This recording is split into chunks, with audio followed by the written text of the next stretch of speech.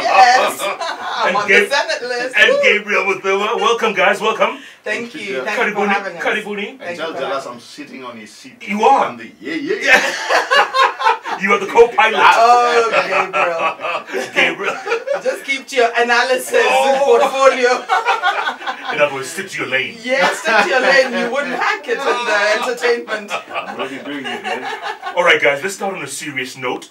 The third prominent person has died in less than 2 weeks. Nicholas Kipitor Biwott. Cynthia, let me start with you. Your thoughts. What do you remember about this man?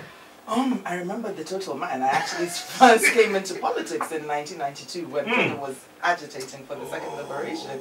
Yes, I was a little girl then when I was brought in to work hands-on in the office of the opposition. I was actually helping in Martin Shikuku's office. And so, yeah, that's when I started like listening, watching, seeing. And that man was feared, wasn't Oh my gosh. Yeah. I mean, he was like the head of the kitchen cabinet of the government. And so, of course, that fear came from what was happening then because of the Nyayo torture chambers, and no one wanted to have that treat. No, so no. That was, I mean, his name just sent shivers down anyone's throat. So my deepest condolences on behalf of myself and, of course, the NASA coalition. Indeed. So may his soul rest in peace. Indeed. He's played his part, the curtains have fallen, and that's it. Gabriel, what are your thoughts? You know, actually, we were having this discussion down there with Cynthia, and I think I liked a narrative that Cynthia brought out and said, you know what, it's more like we are changing shift now. These are the leaders of the yesteryears that, you know, we should just allow, you know, and even though we are sending our condolences to family and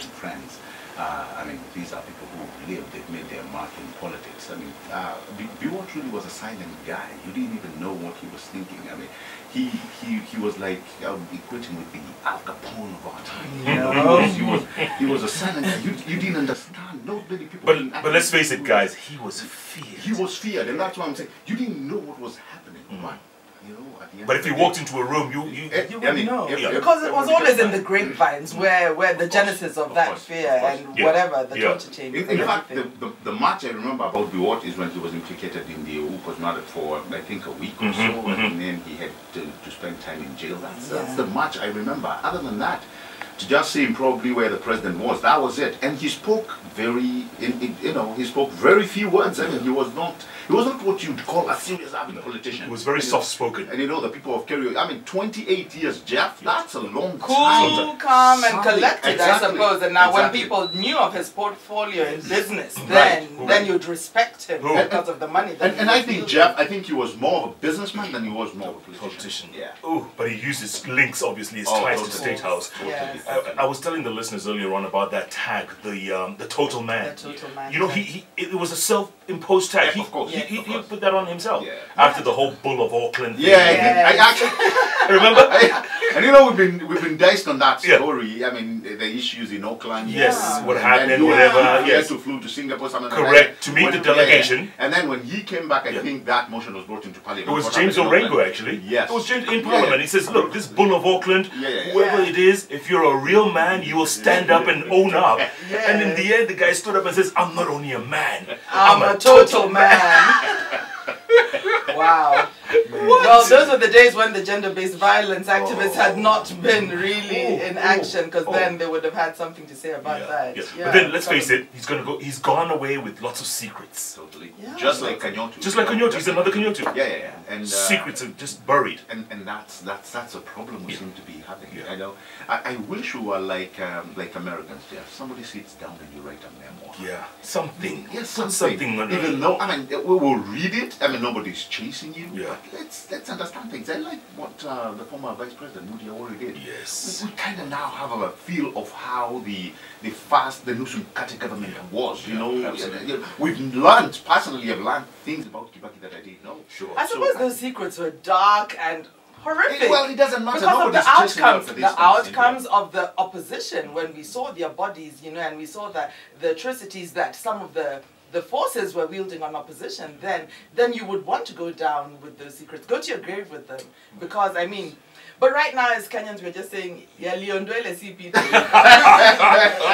So, tugange ya jaya. Ya liondwele CPT. I mean, it happened and it's sad. Yeah. Let it just be buried Yeah. and we move on. Okay, and also we have to touch on this. Kayseri as well, you know, that was also shocking. Very shocking. Oh, my Very goodness. shocking, but it happened. I don't think there's anything sinister. No, I mean, I don't think so. I lost my father in the same way. I lost my husband in the same way. So I do understand what a heart attack is. I mean, you can be speaking with someone and in the next instant, they call out your name and that's it. And you That's could be it. the fittest person. Absolutely, Yeah. absolutely. And the funny thing, I've been just talking to the doctors that I know who are friends, and I feel, you know what, that's actually quite normal. We get to a certain age where we're just comfortable. And the problem with men, I'm not saying I'm a doctor, but that is a report I've been getting. Yeah. We only go to hospital when we are sick.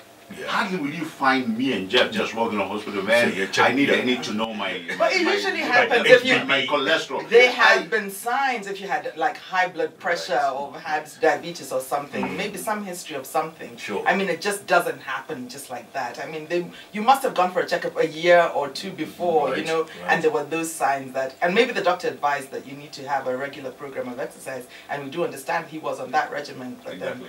then it happened. But it was a shocker anyway. Yeah. I think I never saw that coming. No, And nobody did. Nobody did. And the one thing I'm hating sometimes about social media is how we've actually divorced humanism.